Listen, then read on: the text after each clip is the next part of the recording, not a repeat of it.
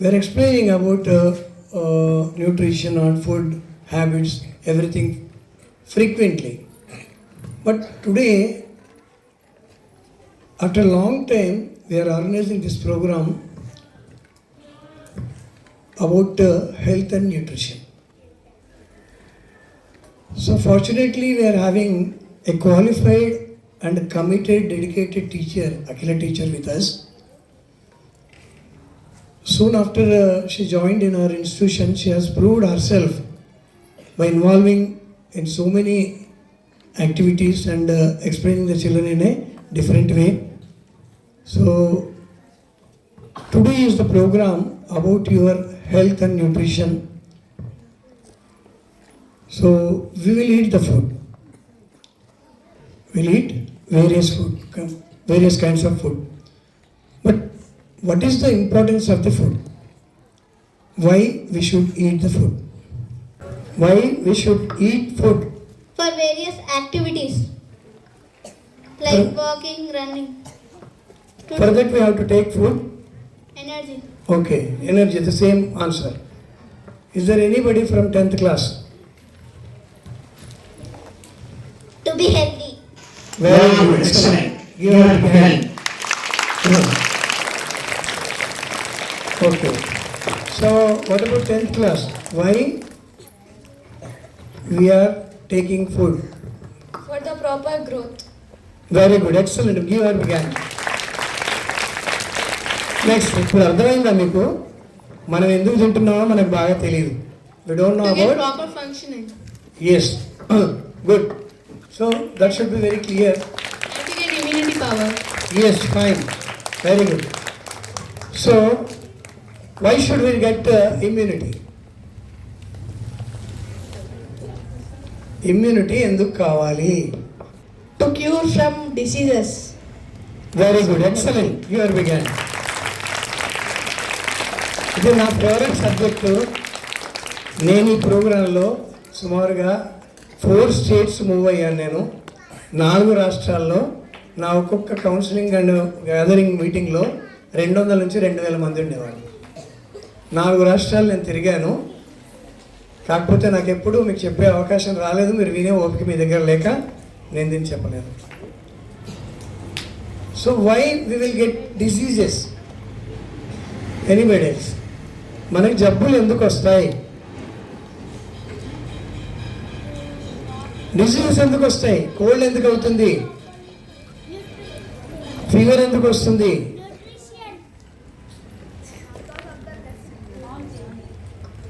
Because of the less nutrients. Very good, very good, excellent. Okay. Not only the nutrients, so many things are there. Teacher will explain you everything. Later on I will continue. So before teacher session, I would like to say something about our food. Food gives us energy, protects us from bacteria and viruses. At the same time, it also increases viruses and bacteria. Why? If we eat good food, nutritious food, delicious means not in the means of taste. So if we eat balanced diet. What do you mean by balanced diet? Balanced diet. చెప్తారు ఎవరైనా? Balanced diet. Yes other, excellent బేటా. Balanced diet means the food which contains all the nutrients such as carbohydrates, vitamins, proteins, minerals, fats, etc. Very good, excellent, excellent, excellent beta. How many people you know about all these things? Very few people think about it. Remember, the food which tastes very good, it is not suitable for us, our health. Which is not tasty, it is very useful for our body. Do you know? Biryani बहुत अच्छा रहता है कि खाओ, कुछ बन के दिखाओ, ज़्यादा खाओ. दूसरा दिन क्या होता है? कॉन्स्टिपेशन. लूज मोशंस हो जाता है या अनडाइजेशन होता, फूड पॉइजन होता. What do mean by food poison? Food poison అంటే ఏంటి? కోయి yes, what do mean by food poison? ఇది మీకు కూడా కొత్త సబ్జెక్టు, మీరు ఎప్పుడు ఆలోచిస్తారో లేదో నాకు తెలీదు. If we eat any spoiled spoiled food, then a bacteria develops into us in the stomach, and it destroys all the immune system of us. Excellent, beta. Give him big hand. Excellent. So what is good food and what is bad food? What is good food and what is bad food? The food which can, చెప్తారు ఎవరైనా? The food which can gives very good health. Good food means vegetables and bad food means unhealthy food. I asked you what is good food, what are the contents of the good food. I didn't ask what is good food, what is bad food.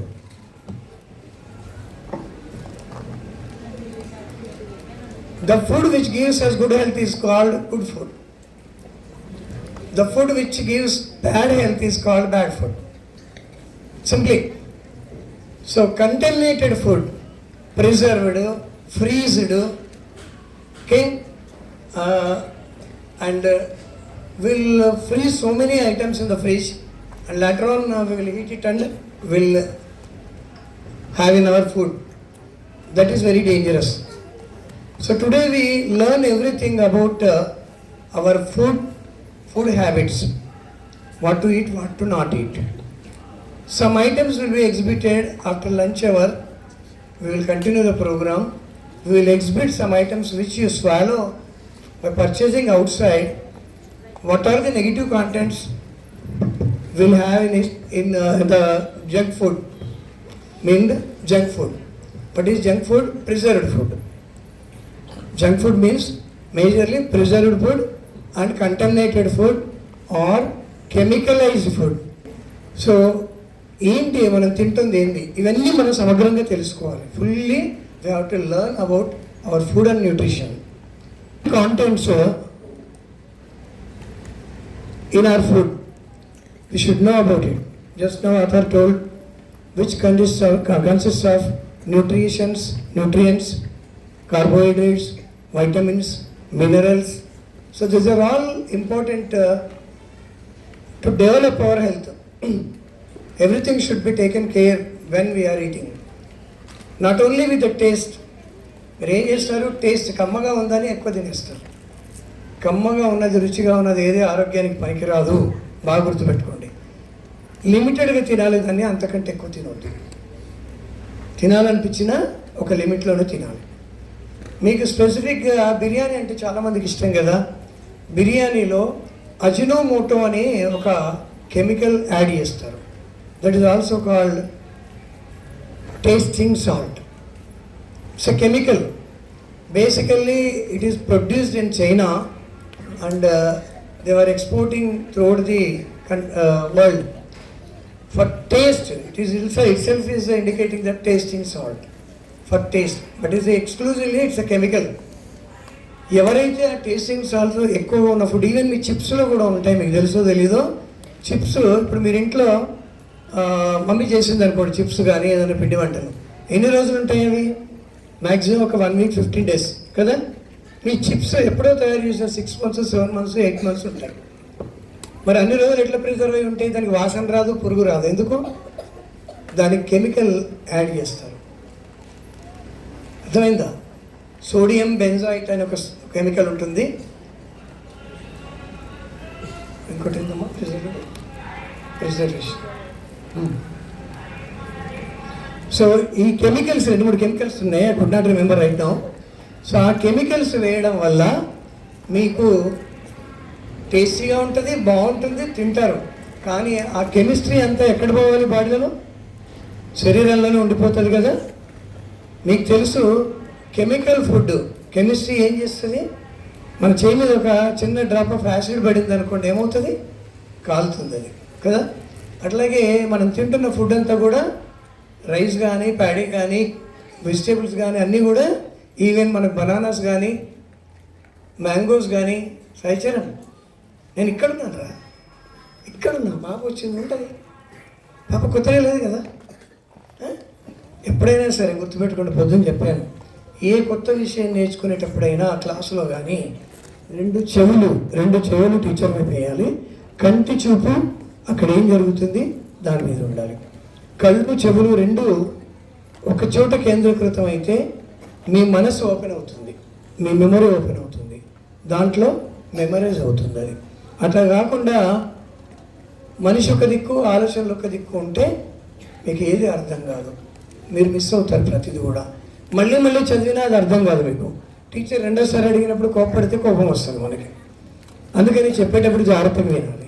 ఈ programmes మీకు బయట ఎక్కడ దొరకవు, ఎవరు చెప్పరు, ఏ స్కూల్లో ఉండవు.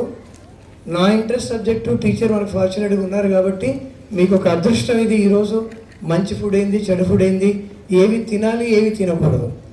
So ఈరోజు ప్రోగ్రాం తర్వాత మీరు రేపటి నుంచి నా కిరాణా షాప్ దగ్గర ఎవరు కనబడరు, గ్యారంటీగా చెప్తున్నాను నేను. జంక్ ఫుడ్ కానీ చెత్త చెదారం కానీ మీరు ఏం తినరు.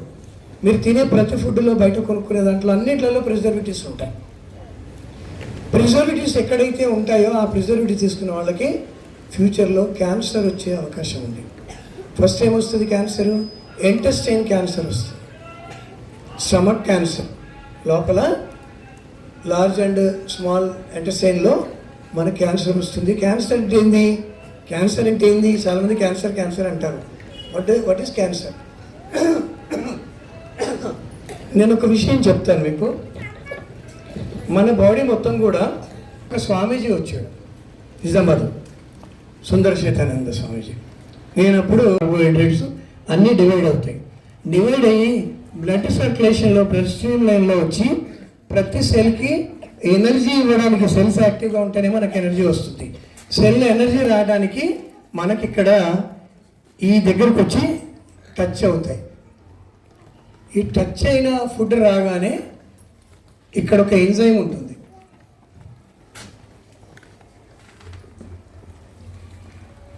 జీరోనిన్ అని ఎంజైమ్ ఉంటుంది. అదేంటంటే కమ్యూనికేటివ్ ఏజెంట్. బ్రెయిన్కి సెల్కి మధ్యలో కమ్యూనికేషన్ ఇచ్చి ఈ సెల్కి food is ready, open the doors అని దీనికి అన్ని రిసెప్టార్స్ ఉంటాయి.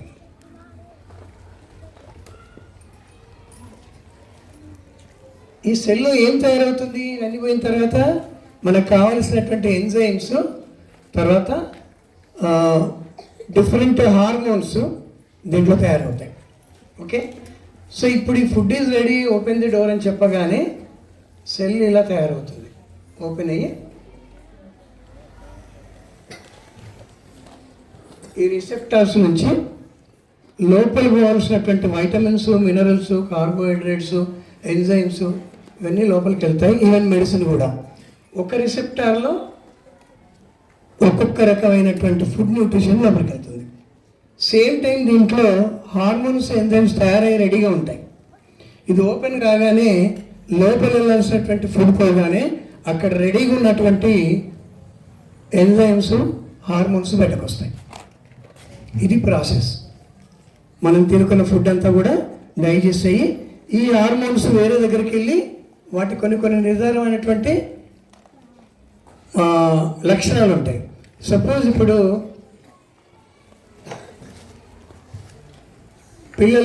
మీరు మహిళల్లో ఉండేటువంటి కొన్ని హార్మోన్స్, ఈస్ట్రోజన్ హార్మోన్, అట్లా డయాబెటిక్లో మనకి హార్మోన్స్, ఎస్పెషల్లీ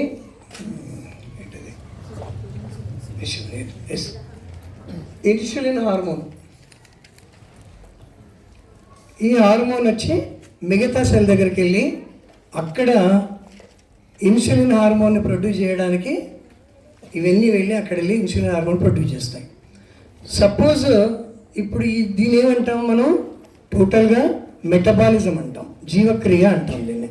తిన్న ఆహారం అంతా కూడా డైజెస్ట్ అయ్యి రకరకాలుగా మారి మన శరీరంలో కావాల్సిన ఎంజైమ్స్, తర్వాత ఇతర హార్మోన్స్ ప్రొడ్యూస్ కావడానికి మనకు ఉపయోగపడతాయి. ఇక్కడ ఏమవుతుందంటే ఈ సెల్స్ అన్నీ సక్రమంగా పనిచేసినంత వరకు మన న్యూట్రిషన్ ఫుడ్, బ్యాలెన్స్డ్ న్యూట్రిషన్, మంచి పర్ఫెక్ట్ న్యూట్రిషన్ ఫుడ్ తీసుకున్నప్పుడు దీని ఫంక్షనింగ్ బాగుంటుంది. ఫంక్షనింగ్ బాగుంటే దాన్ని ఏమంటాం, మెటబాలిజం బాగుంది అంటాం, జీవక్రియ బాగుంది అంటాం. అప్పుడు ఏమవుతుందంటే మనకు జ్వరాలు జబ్బులు తక్కువ వస్తాయి. అయితే దీన్ని డ్యామేజ్ చేయడానికి మన శరీరంలో ఎప్పుడు బయట వాతావరణం నుంచి బ్యాక్టీరియా వైరస్ మనను అంటిపెట్టుకొని ఉంటుంది, రావడానికి ఎప్పుడు కూడా ప్రయత్నిస్తుంది. గాలి ద్వారా, నోటి ద్వారా, చర్మం ద్వారా మనకి బ్యాక్టీరియా వైరస్ మన శరీరంలోకి చేరిపోతుంది. ఇప్పుడు ఇది ఏం చేస్తాయి, పారాసైట్స్, అవి డిపెండెంట్స్, ఇవన్నీ వచ్చి మన ఫుడ్ని అవి యూజ్ చేసుకుంటాయి. మనం తీసుకున్న ఈ న్యూట్రిషన్ ఫుడ్ అని వాడుకొని అవి బాగా పెరుగుతాయి. దానివల్ల ఏమవుతాయి, ఇది మనం అవి ఫుడ్ తీసుకున్నప్పుడు మన ఫుడ్ తగ్గిపోతుంది. అప్పుడు ఏమవుతుంది, ఇమ్యూనిటీ తగ్గుతుంది. ఫుడ్ తగ్గినప్పుడు ఇమ్యూనిటీ తగ్గుతుంది. ఇమ్యూనిటీ తగ్గినప్పుడు వైరస్ ప్రభావం ఎక్కువవుతుంది. శరీరంలో ఎప్పుడైతే మనకి ఇమ్యూనిటీ తగ్గుతుందో బ్యాక్టీరియా వైరస్ ప్లస్ మన శరీరంలో WBCs తెల్ల రక్త కణాలు ఉంటాయి. మనం తీసుకున్న ఫుడ్ నుంచి, లివర్ నుంచి, స్ప్లీన్ నుంచి వైట్ బ్లడ్ సెల్స్ ప్రొడ్యూస్ అవుతాయి. అప్పుడు ఏమవుతాయంటే వైరస్ కనుక స్ట్రాంగ్ అయితే మన ఇమ్యూనిటీ ఒక కట్టెల్లాగా ఉందనుకోండి, ఒక గోడలాగా ఉంటే వైరస్ దానికి తగిలి వెనక్కి వెళ్ళిపోతుంది. అదే ఇమ్యూనిటీ కట్టెల్లాగా ఉంటే ఇది ఒక బాల్ కట్టెల మీద వేస్తే ఏమవుతుంది, ముందుకు వెళ్ళిపోతుంది. అదే గోడ కొడితే వెనక్కి వస్తుంది.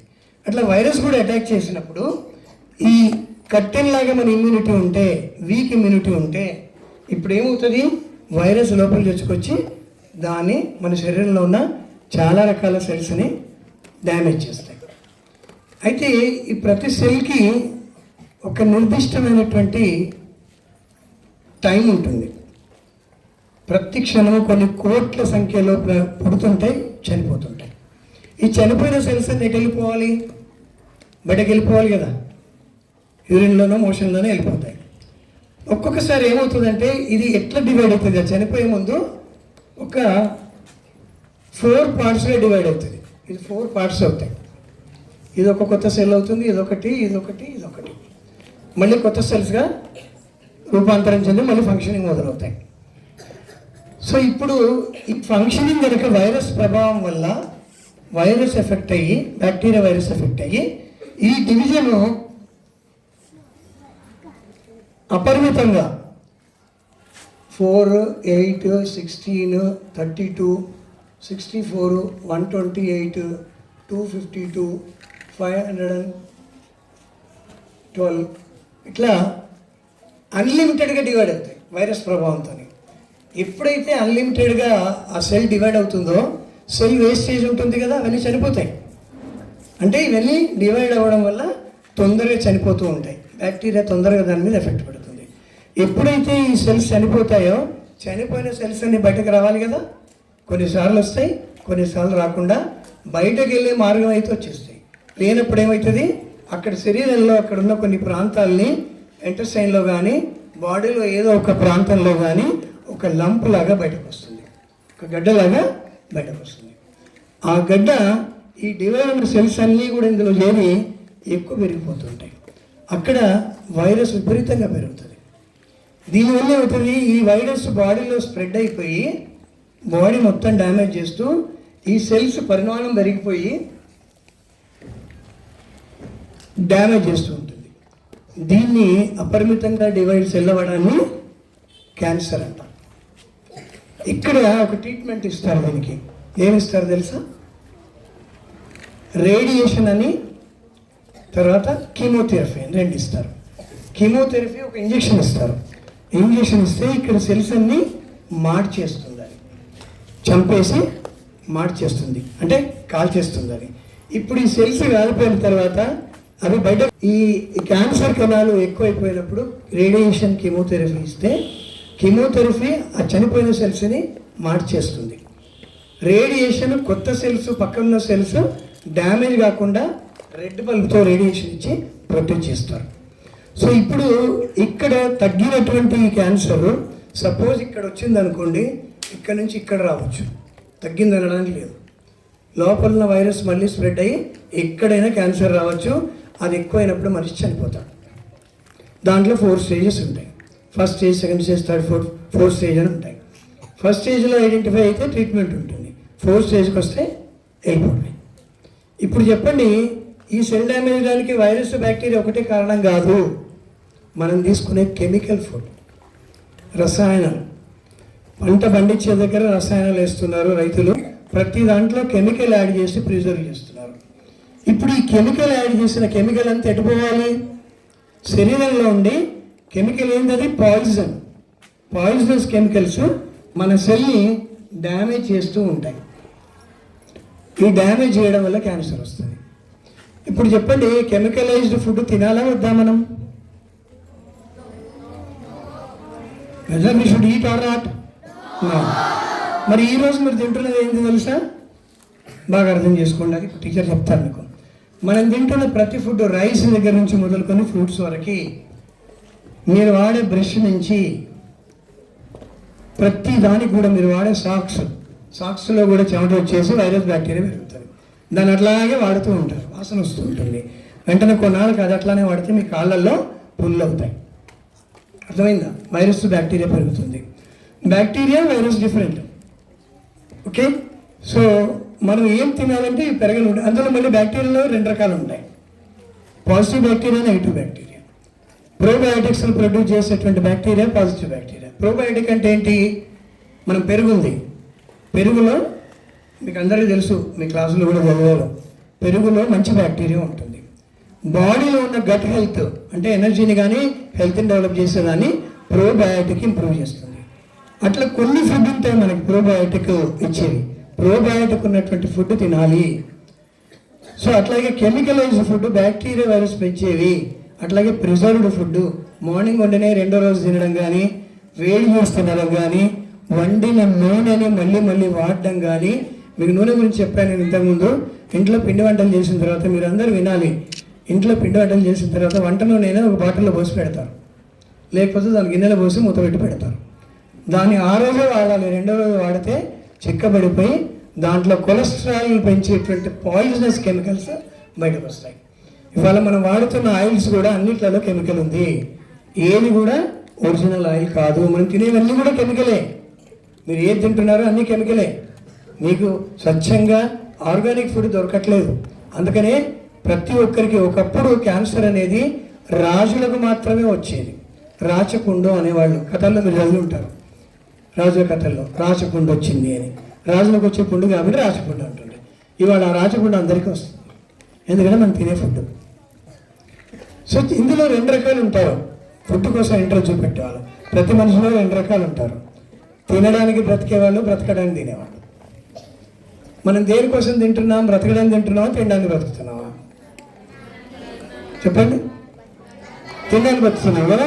కమ్మగా ఉండాలి, పొద్దున్న నుంచి ఉపవాసం ఉండి రాత్రికి భోజనం చేయాలి, బిర్యానీ తినాలి, లేకపోతే బాగుంటేనే తినాలి, లేకపోతే మమ్మీ నాకు వద్దు నేను తినపో అని మమ్మీకి సెట్ అయ్యే రోజు బయటకు రావాలి కదా.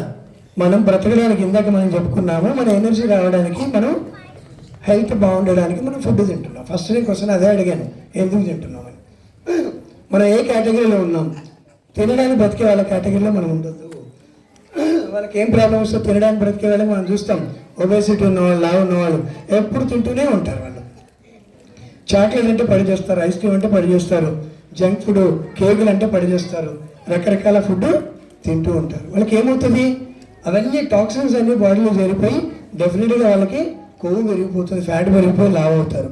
లావ్ అయిన వాళ్ళకి డయాబెటిక్ వస్తుంది, ఒబేసిటీ వల్ల బీపీ వస్తుంది, బీపీ వస్తే హార్ట్ అటాక్ వస్తుంది. అంటే మనం తినే ఫుడ్ మన అందరినీ కూడా చావుకు దగ్గర తీసుకొస్తుంది. అందుకని మనం హెల్తీగా ఉండాలి, బాగుండాలి, లాంగ్ టర్మ్ ఉండాలి. మీరు మీ ఫ్యామిలీ మెంబర్స్ అంటే మీకు అవగాహన ఉంటే మీ మమ్మీకి డాడీకి కూడా చెప్పాలి, మాకు ఇవ్వద్దు మేము తినము అని. ఓకేనా? సో ఏంటి అసలు ఫుడ్ ఏం తినాలి, ఎలా తినాలి అనేది నేను ఒక్క ఎగ్జాంపుల్ మాత్రమే చెప్పాను. క్యాన్సర్కి రకరకాల డిసీజ్ అనేది రకరకాల రీజన్స్ ఉంటాయి. ఒకటే రీజన్ ఏంటంటే ఇక్కడ ఉన్నటువంటి జీరోనిన్ ఎంజైమ్ కెమికల్ వల్ల, బ్యాక్టీరియా వల్ల ఇది తగ్గిపోతే, చనిపోతే, ఈ ఎంజైమ్ కనుక పాడైపోతే ఇక్కడ ప్రతి సెల్ మీద ఈ ఎంజైమ్ లేయర్ ఉండదు.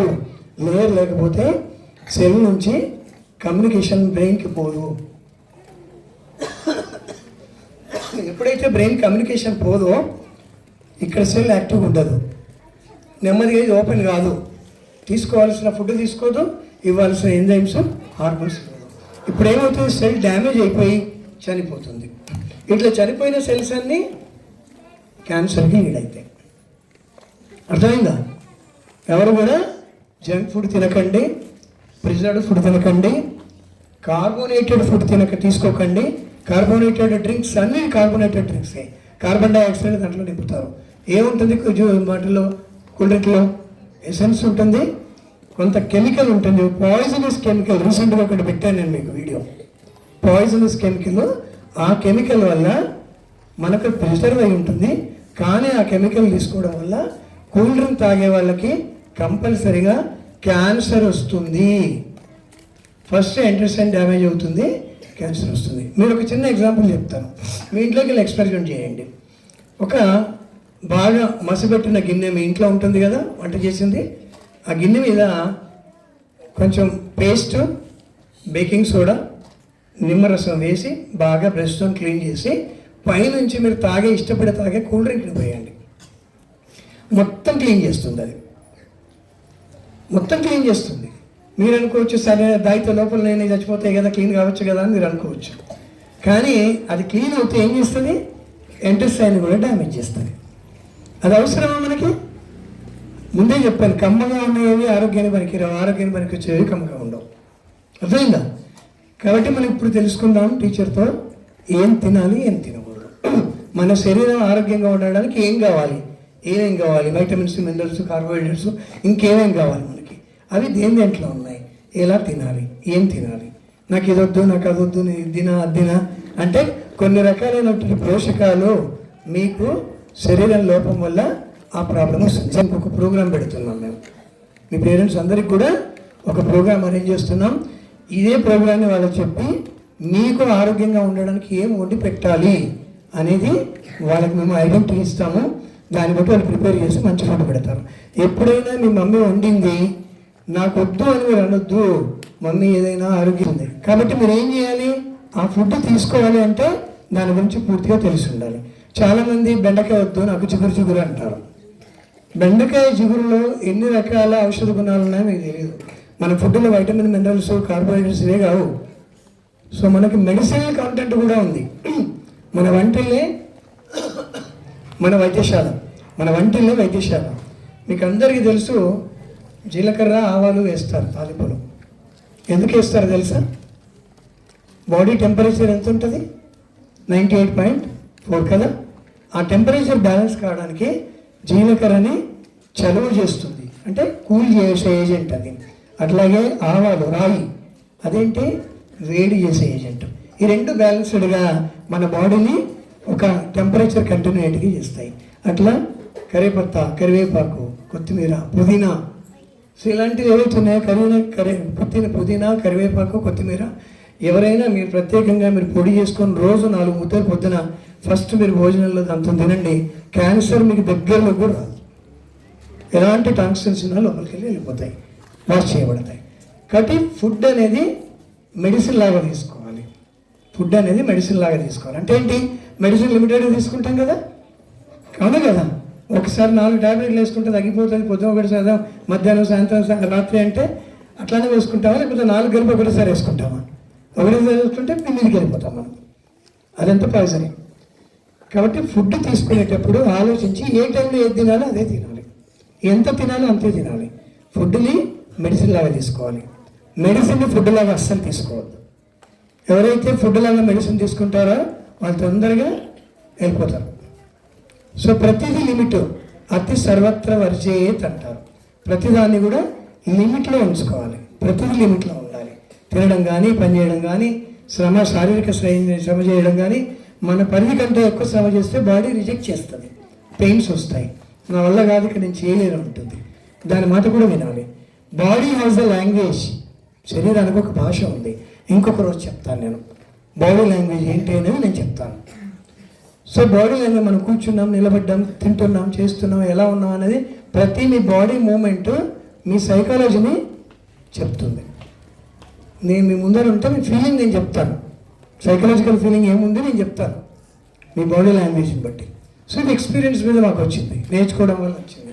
కాబట్టి మనం బాడీ లాంగ్వేజ్ తెలియాలి. తల వస్తుంది, తల బాగా వస్తుందంటే ఎందుకు వస్తుంది? స్ట్రెయిన్ ఎక్కువైంది బాడీ బ్రెయిన్కి. లేదా సెరటిన్ హార్మోన్ డెఫిషియన్సీ వచ్చింది బ్రెయిన్లో. సెరటిన్ హార్మోన్ ఏంటి?